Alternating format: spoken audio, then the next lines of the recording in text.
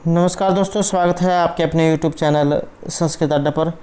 दोस्तों, जैसा कि हम संस्कृत प्रैक्टिस सेट की सीरीज़ कर रहे हैं, जिसमें आज हम 70 नंबर का जो प्रैक्टिस सेट है उसको करेंगे। और अगर आपने हमारे इससे पहले वाले जो प्रैक्टिस सेट नहीं देखे हैं तो इसे आप ऊपर कोने में जो 3 डॉट इन पे क्लिक करके आप आई बटन में पहुँच जाओगे, तो वहाँ पर जाकर आप हमारी इससे पहले वाली वीडियो देख सकते हैं, या जो हमारे चैनल की प्लेलिस्ट है वहाँ पर जाकर अभी तक की जितनी भी वीडियो इन सभी को आप देख सकते हैं। और अगर आपने अभी तक हमारे चैनल को सब्सक्राइब नहीं किया तो सब्सक्राइब कर ले, साथ में जो बेल वाला आइकॉन है उसे जरूर दबाएं, जिससे जो आपको हमारे आने वाली जो वीडियो है उसकी नोटिफिकेशन मिलती रहेगी। और दोस्तों, वीडियो को लाइक, कमेंट और शेयर जरूर कीजिएगा और हमारे साथ अंत तक बने रहिएगा। और दोस्तों, जितने भी क्वेश्चन हैं सभी एग्जाम की दृष्टि से महत्वपूर्ण है, क्योंकि पहले जो परीक्षा हुई थी उसमें जो है क्वेश्चन पूछे गए थे। तो हमारा यहाँ पर फर्स्ट क्वेश्चन है, सुखनाश उपदेश की विषय वस्तु में निम्न में से कौन सा एक सुमेलित नहीं है। तो यहाँ पर एक इसमें से सुमेलित नहीं है, तो ये कौन सा है? ये रहेगा ऑप्शन सी, उत्तराधिकारी के प्रति लापरवाही। तो ये जो है यहाँ पर इनमें सम्मिलित नहीं है। और ये जो सुखनाश उपदेश जो है, इसके जो दूसरा जो गद्य खंड है वहाँ से जो है ये लिया गया है, कादम्बरी महर्षि बाणभट्ट के द्वारा रचित है। अगला क्वेश्चन है यहाँ पर, पुरुषोत्तम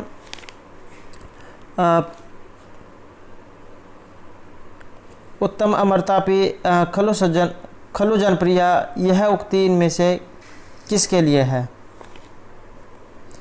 तो पुरुषोत्तम अमरतापी या जो खल जनप्रिया जो सुक्ति ली गई है, ये इसका संबंध किसके साथ है? तो ये लक्ष्मी, तो लक्ष्मी के लिए कहा गया है। और इसका जो आशय अर्थात इसका मतलब जो क्या होता है कि सर्वोत्तम व्यक्ति से प्रेम करने वाली है। पुरुषोत्तम अमरतापी खल जनप्रिया कि सर्वोत्तम व्यक्ति से प्रेम करने वाली है, फिर भी दुष्टों की प्यारी है। कौन? लक्ष्मी। तो यह उक्ति जो है लक्ष्मी के लिए कहा गई है कि इसका आशय है सर्वोत्तम व्यक्ति से सबसे उत्तम व्यक्ति से प्रेम करने वाली है, फिर भी दुष्टों की प्यारी है। तो कादम्बरी के सुखनाश उपदेश से जो है कथा से जो उक्ति जो है ली गई है। अगला क्वेश्चन है यहाँ पर, कादम्बरी किस विधा की रचना है? कादम्बरी इनमें से किस विधा की है? तो ये यहाँ पर गद्य काव्य कथा रहेगी। और बाणभट्ट की जो गद्य काव्य शैली है इसमें ये लिखी गई है। और इस गद्य का जो कथा है इसमें काल्पनिक कथा का वर्णन है। इसका आधार ग्रंथ गुणाढ्य की बृहत कथा है, तो उसका प्रभाव इस पर देखने को मिलता है। अगला क्वेश्चन आएगा यहाँ पर, चंद्रपीड़ की प्रेमिका। तो चंद्रपीड़ की प्रेमिका इनमें से कौन थी? तो ये जो कादम्बरी जो है यहाँ पर ये चंद्रपीड़ की प्रेमिका थी।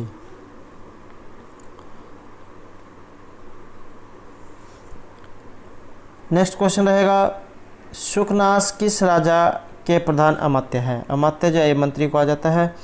तो सुखनाश किस राजा के प्रधान अमात्य हैं? तो ये रहेंगे तारापीड़ के।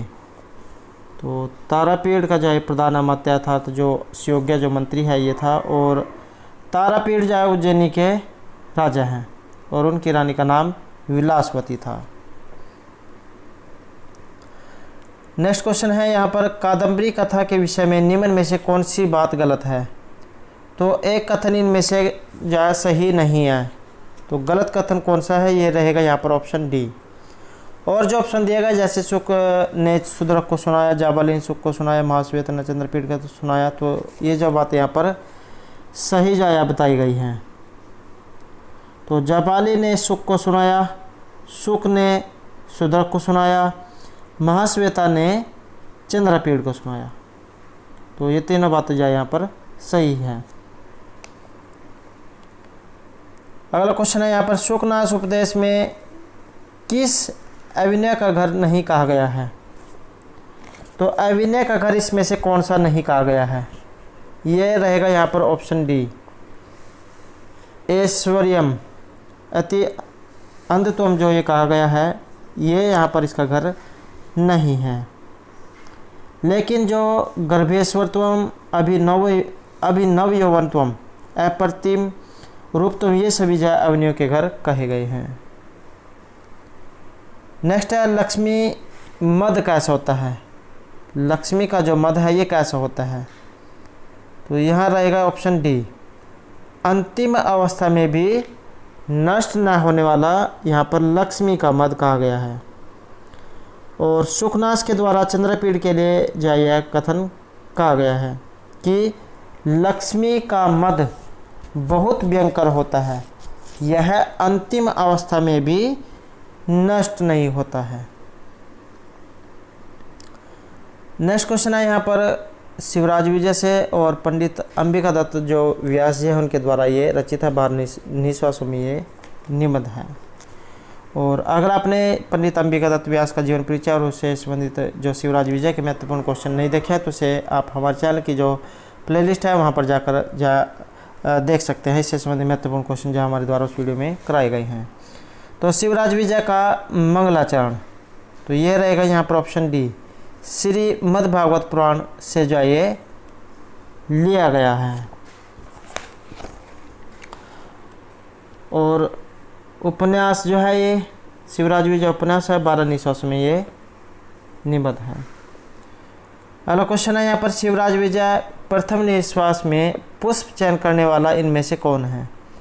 शिवराज विजय के प्रथम निश्वास में पुष्प चयन करने वाला इनमें से कौन है, तो ये रहेगा यहाँ पर गौरवटु। श्यामवटु और गौरवटु ये जो है दोनों समवयस्क हैं। नेक्स्ट क्वेश्चन है यहाँ पर शिवराज विजय में निश्वास, वेरी वेरी इंपॉर्टेंट क्वेश्चन है। शिवराज विजय में निश्वास कितने हैं, तो 12 जो है इसमें निश्वास हैं, तो सी आंसर ऑप्शन बी रहेगा। और एग्जाम में जैसे यहाँ पर निश्वास पूछ लिया गया है, अगर इसकी जगह पर विराम होता तो इसमें कितने विराम हैं, तो 3 इसमें विराम हैं और प्रत्येक विराम में 4 निश्वास हैं।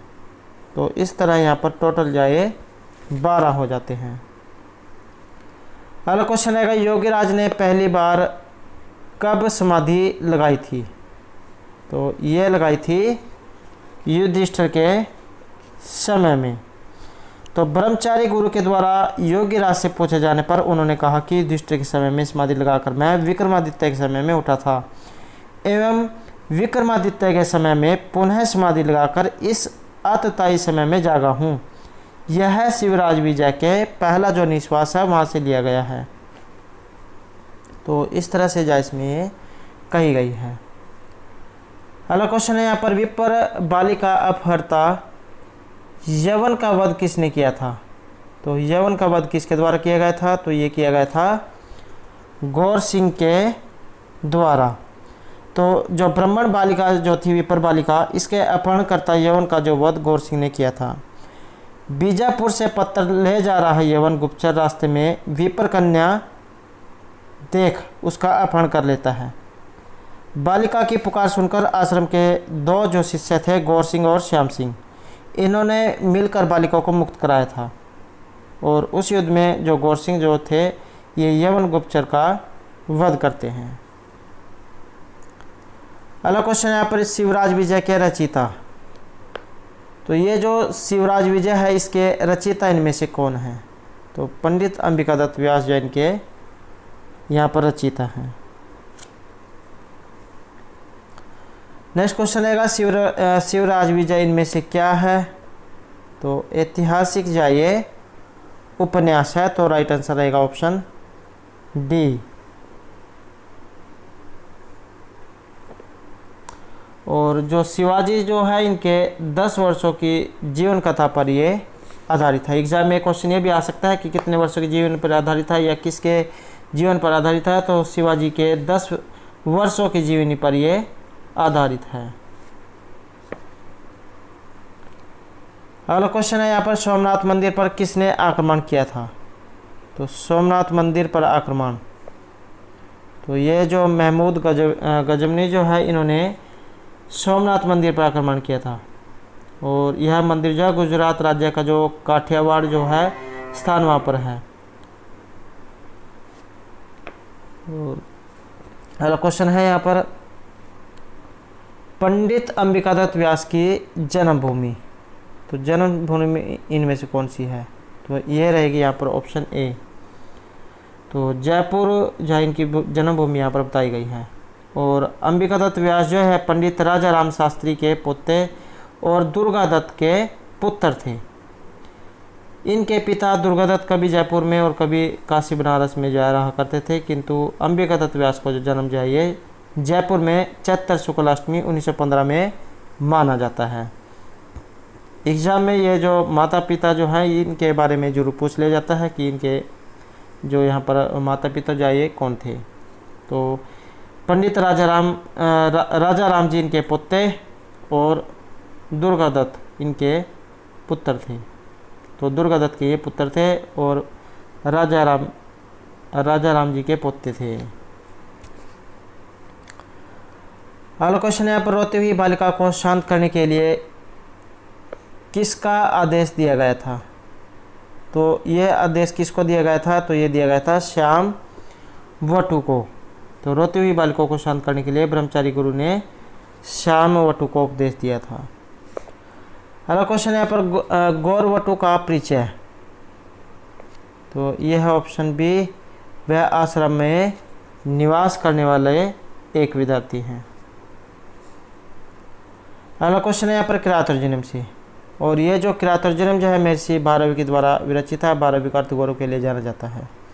वेरी इंपॉर्टेंट जो है क्वेश्चन है। किरातर्जुनीम में किरात कौन है? तो किरात जो है यहाँ पर भगवान जो शिव है उनको कहा गया है।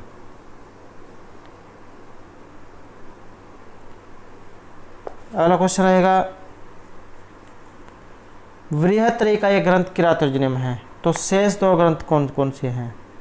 वेरी इंपॉर्टेंट क्वेश्चन है। चाहे तो एग्जाम में या बृहत्त्रयी पूछ लिया जाए कौन कौन से ग्रंथ है, या इस तरीके से पूछ लिया जाए कि एक तो किरातर्जुनीम है, दो कौन से हैं।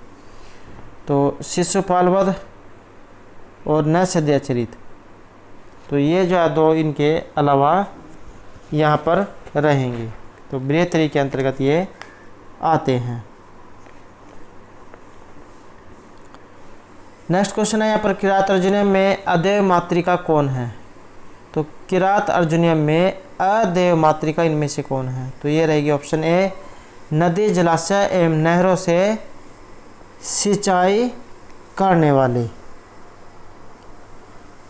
तो किरातर्जुनीम का जो प्रथम सर्ग है, इसके जो 17वां जो श्लोक है, इसमें अदेव मातृका शब्द जो है इसका वर्णन हुआ है। और यहाँ पर जो अदेव मातृका इसका अर्थ नदी मातृका से लिया गया है। और जो अदेव मातृका है इसका आशय होता है कि जो वर्षा के जल पर आश्रित न रहे, अर्थात कृत्रिम साधनों के द्वारा खेती की सिंचाई करना। नेक्स्ट क्वेश्चन है वनेचर की बातें सुनने के बाद युधिष्ठिर कहाँ पहुँचे? तो वनेचर की बातें सुनने के बाद युधिष्ठिर कहाँ पहुँचे? तो ये है ऑप्शन बी, द्रौपदी के समीप। तो इसकी वार्ता का जो निवेदन है तो यहाँ पर जो निवेदन करके और पारितोषिक लेकर जो वनेचर के चले जाने पर राजा युधिष्ठिर के द्वारा कृष्णा सदन में प्रवेश करके द्रौपदी सहित भाइयों के समीप यह जो वृत्तांत है सुनाते हैं। नेक्स्ट रहेगा किस प्रकार के वचन दुर्लभ होते हैं? यह जो है किरातर्जुनीम की सूक्ति है, वेरी इंपॉर्टेंट है। यहाँ पर हिंदी में दी गई है और संस्कृत में जो है ये पूछ ली जा सकती है। तो किस प्रकार के वचन दुर्लभ होते हैं? तो ये रहेंगे ऑप्शन बी, हितकारी और मनोहर वचन। हितम मनोहारी च दुर्लभम वच हैं, ये इस तरह से संस्कृत में आती है। हितकारी और मनोहर अतः मन को सुंदर लगने वाली वाणी सदा दुर्लभ होती है। और 12वीं किरातर्जुनीम महाकाव्य का जो पहला सर्ग है, इसमें वनेचर के द्वारा युधिष्ठिर को ये कही गई है। तो एग्जाम में ये भी पूछ लिया जा सकता है कि किसने ये किसको कही है सूक्ति, तो वनेचर के द्वारा युधिष्ठिर को जाए कही गई है। नेक्स्ट आएगा कथम त्वम एतो धृति संयमो यमो विलोक्यत उन्नत सहसे न बाधितुम। तो ये जो श्लोकांश है इसमें धृति संयमो किस युगम के लिए प्रयुक्त हुआ है? धृति संयम, तो ये किस युगम के लिए आया है? तो ये रहेगा नकुल और सहदेव। तो इनके लिए जो है इसका ये जो शब्द है ये आया है। इसका अर्थ क्या है? भावार्थ तुम एतो धृति समयमो विलोक्यत उन्नत सहसे न बाधितुम। वनस्थली में शयन करने के कारण कठोर आकृति वाले चारों ओर विकीर्ण केशों से युक्त पर्वतीय हाथियों की तरह इन जुड़वा भाइयों को देखते हुए भी आप धैर्य तथा संयम त्याग देने के लिए क्यों नहीं उद्यत होते हैं। इसमें धृति संयमो नकुल और सहदेव के लिए जो है यहाँ पर आया है। किरातार्जुनीयम का जो प्रथम सर्ग है वहाँ से ये लिया गया है 36वें श्लोक से। अगला क्वेश्चन है किरातार्जुनीयम के समस्त सर्गों की संख्या, टोटल श्लोक कितने हैं। तो यहाँ पर इसमें 18 जो है बताए गए हैं। तो भारव के द्वारा जो ये रचित है। कौरवों पर विजय प्राप्ति के लिए अर्जुन को हिमालय पर्वत पर जाकर तपस्या करके किरात वेशधारी शिव से युद्ध में प्रसन्न कर पाशुपत अस्त्र प्राप्ति का वर्णन है। और एक बार जो है स्टैट के एग्जाम में ये क्वेश्चन पूछा गया था कि अर्जुन को ने जो है शिव को प्रसन्न करके कौन से अस्त्र की प्राप्ति की थी। तो ये जो पाशुपत जो अस्त्र है इसकी प्राप्ति की थी। अगला क्वेश्चन है महान पुरुषों के साथ कैसा विरोध व्याख्या होता है। तो ये रहेगा यहाँ पर ऑप्शन सी, उन्नति कराने वाला। तो नीचों के साथ की अपेक्षा महापुरुषों के साथ किया गया विरोध भी अच्छा होता है। और ये भी जो है किरातार्जुनीयम का जो पहला जो सर्ग है वहाँ से ली गई है। यहाँ पर ये हिंदी में दी गई है। महान पुरुषों के साथ कैसा विरोध भी अच्छा होता है। अगर अगर यही जो है संस्कृत में आ जाए तो कैसी होगी। तो विरोधो अपि समम महात्मा भी, वरम विरोधो अपि समम महात्मा भी। तो इस तरह से जो है ये संस्कृत में होगी। अगला क्वेश्चन है दुर्योधन यज्ञ कार्य में कैसे लगा रहता था। तो यज्ञ कार्य में कैसे लगा रहता था। तो ये है ऑप्शन डी, दुशासन को युवराज पद पर बैठाकर। तो किरातार्जुनीयम का जो पहला सर्ग है इसमें कहा गया है कि कठोर शासन वाला वह दुर्योधन नव यौवन के कारण अति गर्वित दुशासन को युवराज पद पर नियुक्त करके पुरोहितों की आज्ञा के अनुसार यज्ञ कार्य में लगा रहता था। अगला क्वेश्चन है महाकवि भारवी किस शैली के प्रवर्तक माने जाते हैं। तो महाकवि भारवी किस शैली के प्रवर्तक इनमें से माने जाते हैं। तो ये रहेंगे यहाँ पर ऑप्शन बी। तो अर्थ गौरव के लिए इनको जाना जाता है। उपमा कालिदासस्य भारवी अर्थ गौरव दंडिनः पदलालित्य मागी संति त्रयोगुणः। तो ये जो सूक्ति है श्लोक जो है ये प्रसिद्ध है। उपमा कालिदास की, भारवी का अर्थ गौरव, दंडी का पदलालित्य और माघ में सभी गुण जो है देखने को मिलते हैं। नेक्स्ट क्वेश्चन है दुर्योधन कब भयभीत हो जाता था। तो भयभीत कब होता था। आंसर रहेगा यहाँ पर ऑप्शन बी, युधिष्ठिर का नाम सुनकर। तो प्रथम सर्ग जो है इसमें वनेचर महाराज युधिष्ठिर को सूचित कर रहा है कि इतना सुस्थिर शासन होते हुए भी दुर्योधन आपसे भयभीत ही रहता है। तो इस प्रकार का वर्णन जो है इसमें प्रथम सर्ग में इस श्लोक में हुआ है। नेक्स्ट है यहाँ पर अभिज्ञान शकुंतलम, वेरी इंपॉर्टेंट जो है रहेगा, कालिदास द्वारा जो है रचित है और मुद्रिका चिन्ह के आधार पर नाम रखा गया है। तो अभिज्ञान शकुंतलम। तो यहाँ पर क्वेश्चन है वामः कुलस्य अध्याय में वामः का अभिप्राय क्या है। वामः से क्या अर्थ है। तो यह रहेगा यहाँ पर ऑप्शन डी, कहे गए ढंग के विपरीत आचरण करने वाली स्त्रियाँ। वामः कुलस्य अध्याय। तो वामः का अभिप्राय है कुल के विपरीत आचरण करने वाली स्त्रियाँ, उल्टा चलने वाली स्त्रियाँ। अगर उनको सही कहा जाए तो वो जाए उसके विपरीत कार्य करें। तो विपरीत आचरण करने वाली स्त्रियाँ। अभिज्ञान शकुंतलम का जो चतुर्थ अंक है वहाँ से लिया गया है। चतुर्थ अंक महत्वपूर्ण माना गया है। चतुर्थ अंक में भी 4 श्लोक महत्वपूर्ण माने गए हैं। शकुंतला की जो विदाई है उसका वर्णन इसमें रहेगा। अगला क्वेश्चन है यहाँ पर दिष्ट या धूमाकुलित दृष्टि अपि यजमानस्य पावका एव होती पतिता। तो इस वाक्य में जो पावक जो आया है, ये जो पावक आया है सबसे किसकी ओर संकेत किया गया है। तो ये रहेगा ऑप्शन बी, राजा जो दुष्यंत है उनकी ओर संकेत किया गया है। और इसमें क्या कहा गया है कि धुएं से व्याकुल दृष्टि वाले यजमान की आहुति ठीक अग्नि में ही पड़ी, जो सौभाग्य की बात है। कि धुएं से व्याकुल दिष्टया धूमाकुलित दिष्टयपि यजमानस्य पावक एव आहुति पतिता। कि धुएं से व्याकुल दृष्टि वाले यजमान की आहुति ठीक अग्नि में ही पड़ी, जो सौभाग्य की बात है। नेक्स्ट आएगा, अनुसूया एवं प्रियवदा ने अपने किस ज्ञान के आधार पर शकुंतला को आभूषण पहनाए थे। तो अनुसूया और प्रियवदा ने अपने किस ज्ञान के आधार पर शकुंतला को आभूषण पहनाए थे। तो यहाँ पर जो सी आंसर है रहेगा ऑप्शन डी, चित्रकारी में आभूषण के प्रयोग से प्राप्त ज्ञान के आधार पर जो है आभूषण पहनाए थे। और एग्जाम में भी पूछ लिया जा सकता है कि आभूषण किसने प्रदान किए थे। जो वन देवता जो है उनके द्वारा शकुंतला को आभूषण प्रदान किए गए थे।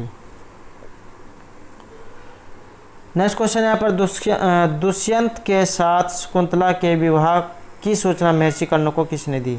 महत्वपूर्ण क्वेश्चन है। दुष्यंत के साथ शकुंतला के विवाह की सूचना महर्षि कर्ण को कौन देता है। तो ये दी गई थी अशरीरिणी छंदोमयी वाणिनी। और ये भी जो है अभिज्ञान शकुंतलम का जो चौथा अंक है उसमें वर्णन इसका हुआ है। तो आकाशवासी जो है श्रीनी छंदोमयी वाणी, उसके द्वारा जो सूचना मिलती है। अगला क्वेश्चन है, शांतानुकूल पवन च शिव च पंथा, यह उक्ति किसकी है। तो यह उक्ति इनमें से किसकी है। तो यह रहेगी यहाँ पर ऑप्शन सी, आकाशभाषित जो है ये उक्ति है। और चौथे अंक से जो ये भी ली गई है। और कहा क्या गया है, शांता अनुकूल पवन है शिवाचार्य पंथा, कि तुम्हारा मार्ग शांत और अनुकूल वायु से युक्त हो तथा कल्याणकारी हो। शकुंतला की विदाई के समय कही गई यह उक्ति जो है आकाशभाषित है। अगला क्वेश्चन आएगा, विदाई के समय कर्ण ने किस श्लोक से शकुंतला को उपदेश दिया था। तो वह श्लोक कौन सा था जहाँ पर कर्ण ऋषि शकुंतला को उपदेश देते हैं। तो ये था यहाँ पर ऑप्शन सी, शुश्रूषव ग्रहण कुरु प्रिय सखी वृत्ति सा पत्नी जनी। तो ये जो है यहाँ पर ये श्लोक था। और इस श्लोक में क्या कहा गया है। तो इसमें जो है जो महर्षि कर्ण जो थे इनके द्वारा शकुंतला के लिए एक नारी का अपने ससुराल के प्रति क्या कर्तव्य होता है यह बताया गया है। कर्ण जो है यहाँ पर शकुंतला के प्रति कहता है कि तू यहाँ से पति के घर पहुंचकर अपने गुरुजनों की सेवा करना, अपनी जो सपत्नियाँ हैं अर्थात उसकी जो सौत जो हैं अन्य पत्नियाँ, उससे प्रिय सखी जैसा व्यवहार करना, तिरस्कृत होने पर भी क्रोध के आवेश में आकर पति के प्रतिकूल कार्य मत कर बैठना। अगर तुम्हारा पति तुम्हें कुछ कह भी देता है तो तुम जो उसके विपरीत मत चलना। तो अपने आश्रितों पर अत्यंत उदार रहना और अपने ऐश्वर्य का अभिमान मत करना। तो ये बात जो है जब शकुंतला अपने पति के घर को जाने वाली होती है तो जो महर्षि कर्ण जो है ये उपदेश देते हैं।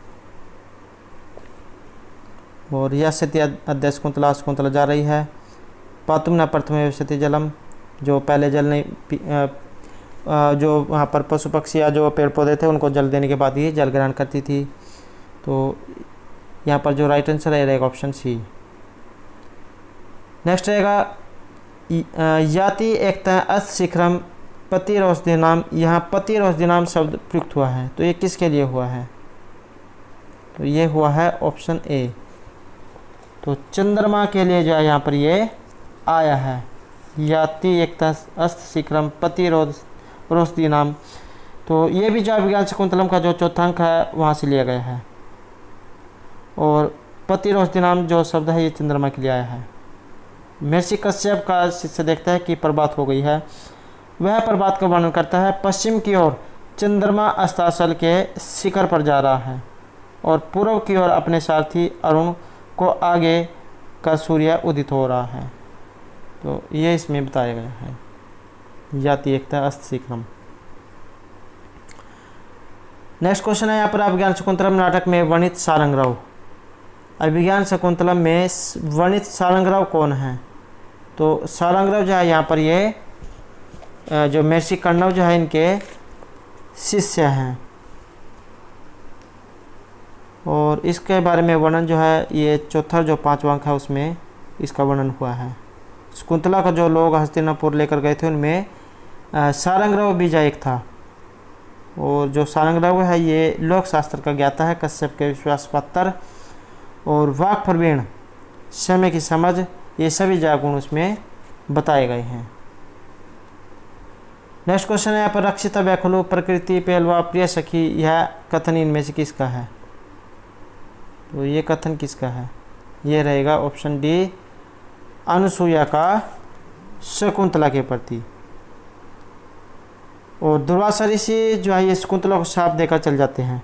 जब शकुंतला जो है राजा दुष्यंत के ख्यालों में खोई होती है और उसके तरफ ध्यान नहीं जाता है, तो दुर्वासा ऋषि जो शकुंतला को शाप दे देते हैं।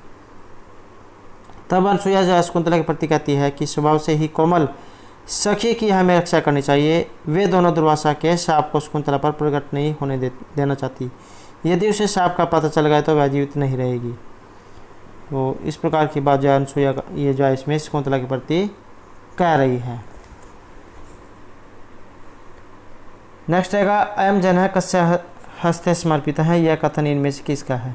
कथन अभिकथन वाले क्वेश्चन जो एग्जाम में जरूर पूछे जाते हैं। तो अयम जन है कस्य हस्ते समर्पित है, यह कथन किसका है? तो ये रहेगा यहाँ पर अनुसूया और प्रियंवदा का। तो इसमें कहा गया है कि इस जन को अर्थात हम दोनों को किसके हाथों में सौंप रही हो? अयम जन है कस्य हस्ते समर्पित है, तो शकुंतला से पूछती है। अनुसूया प्रियंवदा यहाँ पर शकुंतला से पूछती है कि इस जन को अर्थात हम दोनों को किसके हाथों में सौंप रही हो? नेक्स्ट क्वेश्चन है शकुंतला के गर्भ में दुष्यंत का तेज पल रहा है, तो यह बात कर्ण को किसने बताई थी कि शकुंतला जो है गर्भवती है, तेज पल रहा है, तो ये बात किसने बताई? तो ये बताई थी अशरीरिणी वाक शक्ति ने।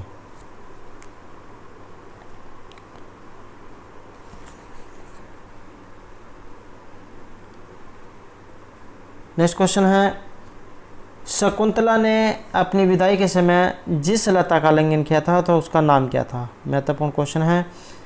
तो शकुंतला ने अपनी विदाई के समय जिस लता का आलिंगन किया था उसका नाम, तो वन ज्योत्सना जो है उसका नाम था। अरे वन ज्योत्सना अमर वृक्ष से लिपटी हुई, तो इधर मेरी ओर आती हुई, अपनी शाखा रूपी उपजाऊ से मेरा प्रति आलिंगन कर ले, आज से मैं तुमसे दूर चली जाऊंगी। तो इसमें जो है वन ज्योत्सना से शकुंतला कहती है अपनी विदाई के अवसर पर कि मैं आज चली जाऊंगी या तुम जो है मेरा आलिंगन कर लो, मुझसे लिपट जाओ। तो दोस्तों ये थे हमारे आज के संस्कृत प्रैक्टिस सेट से संबंधित महत्वपूर्ण क्वेश्चन जो आपके आगे आने वाले एग्जाम के लिए महत्वपूर्ण रहेंगे। और दोस्तों अगर आपने अभी तक हमारे चैनल को सब्सक्राइब नहीं किया तो सब्सक्राइब कर ले, साथ में जो बेल वाला आइकॉन है उसे जोड़ दबाएं, जिससे जो आपको हमारे आने वाली जो वीडियो है उसकी नोटिफिकेशन मिलती रहेगी। और दोस्तों हमारे साथ अंत बनाने के लिए धन्यवाद।